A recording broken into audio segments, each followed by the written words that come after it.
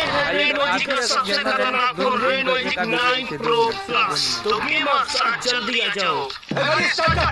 तो बॉक्स खोलते ही मिलता है हमारा फोन को हटाओ साइड। इसमें गोपू या तो टूटा फूटा बैक कवर, एक सी टाइप केबल और 180 वाट का चार्जर, और सबसे खतरनाक इसमें स्नैपड्रैगन 8 का जेन 3 का प्रोसेसर। हाँ बाबा, जिससे आप प्रो गेमर नहीं बल्कि pro plus ultra legendary max सब बन जाओगे। ये है रेड मैजिक का सबसे खतरनाक phone red magic 9 pro plus. तो गेमर्स आज जल्दी आ जाओ। गाड़ी स्टार्ट कर। तो बॉक्स खोलते